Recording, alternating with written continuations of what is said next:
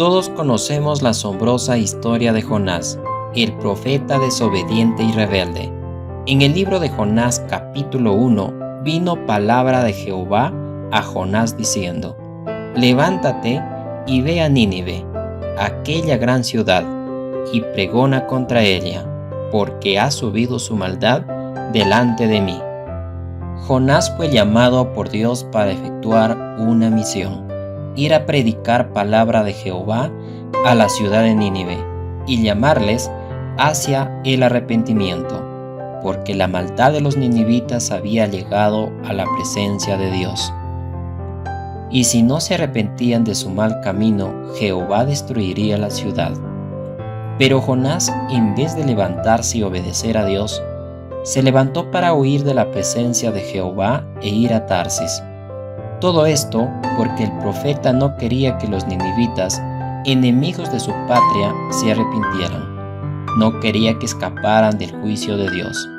Según su perspectiva, los ninivitas deberían de pagar con sus vidas todos los pecados que habían cometido. Además, Jonás sabía que Dios es clemente y piadoso, tardo para la ira y grande en misericordia, que si la ciudad de Nínive se arrepentía de sus malos caminos y se volvía a Jehová, Él los perdonaría. Pero recuerda, nadie puede huir de la presencia de Jehová. Así como nos lo dice su palabra en Salmos, capítulo 139 del versículo 7 al 10. ¿A dónde me iré de tu espíritu? Si subiere a los cielos, allí estás tú. Y si en el Seol hiciere mi estrado, he aquí, allí tú estás. Si tomare las alas del alba, y habitare en el extremo del mar, aún allí me guiará tu mano y me aseará tu diestra. Ahora en el verso 4 del libro de Jonás nos demuestra cómo es que aún Jonás quiere huir de la presencia de Jehová, pero él no se lo permitió. Por eso, mientras se dirigía a Tarsis, Dios levantó una gran tempestad que se pensó partiría la nave. Al ver esto, cada uno de los tripulantes tuvieron miedo y clamaban a sus dioses. Pero Jonás había bajado al interior de la nave y dormía tranquilamente como si no pasara nada. Ante este suceso, el patrón de la nave se le acercó y le dijo: ¿Qué tienes, dormilón? Levántate y clama a tu Dios. Quizá Él tendrá compasión de nosotros y no perezcamos. Como podemos entender, los marineros eran muy religiosos, fieles en sus oraciones, pero en realidad sus dioses no podían hacer nada, pues el Dios grande y misericordioso, el Dios vivo creador del cielo, del mar y de la tierra y todo lo que en ella existe, era el Dios verdadero de Jonás, el único que podía calmar la tempestad. En ese momento los marineros descubrieron que Jonás era el culpable de aquella tempestad en el mar, y a petición suya pide ser echado al mar para que éste se calmara, porque sabía que era culpa suya la tempestad que había venido sobre ellos. La decisión que tomó Jonás nos podría hacer entender que estaba arrepentido de no haber hecho la voluntad de Dios. Pero en realidad, Jonás fue tan rebelde que prefirió morir en el mar antes que llevar el mensaje de Dios a la ciudad de Nínive. Sin embargo, en el versículo 17 leemos que Dios tenía preparado un gran pez que se tragase a Jonás, y estuviera en el vientre del pez 3 días y 3 noches.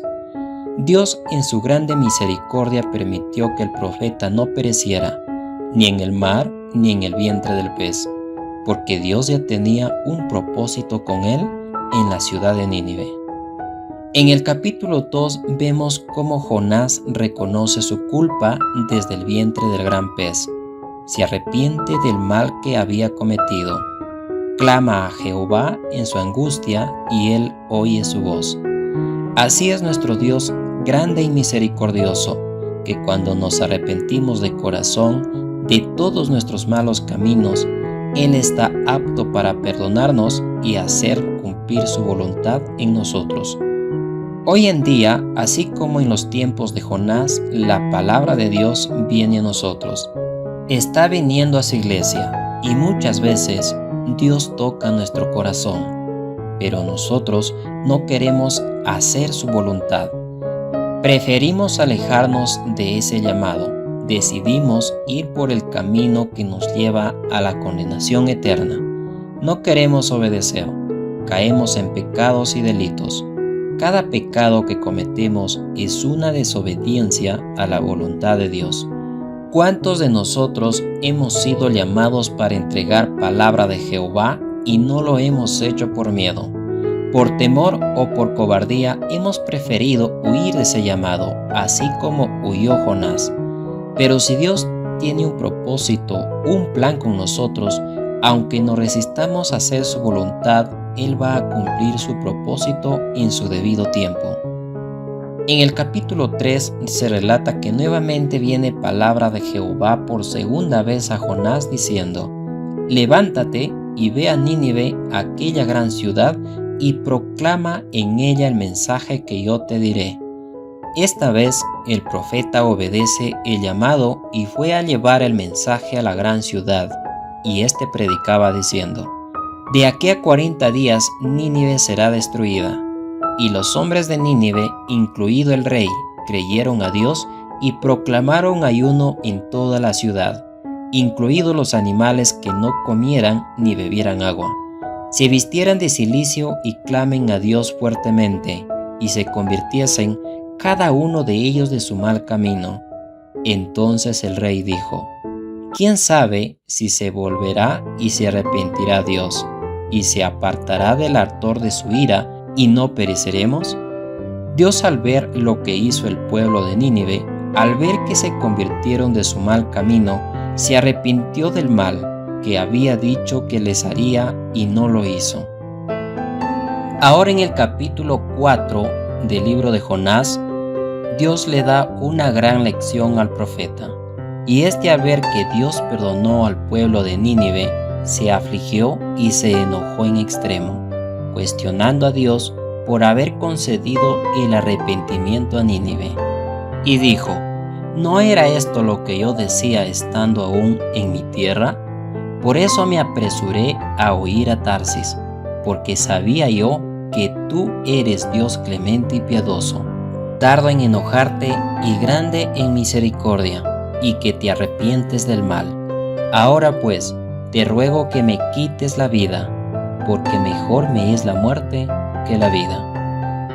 Jonás, al declarar esto, muestra una actitud egoísta, injusta y sin amor.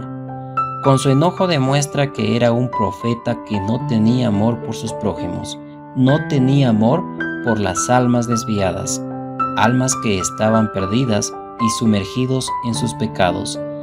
Estaba enojado porque el pueblo pagano de Nínive recibió la misma medida de misericordia que él recibió. Recordemos que él había desobedecido a Dios, por lo cual merecía su castigo, pero fue perdonado e incluso le dio una nueva oportunidad, porque Dios está lleno de misericordia y gracia. De toda esta última parte podemos rescatar que en la iglesia hay muchas personas que estamos en la misma condición que Jonás.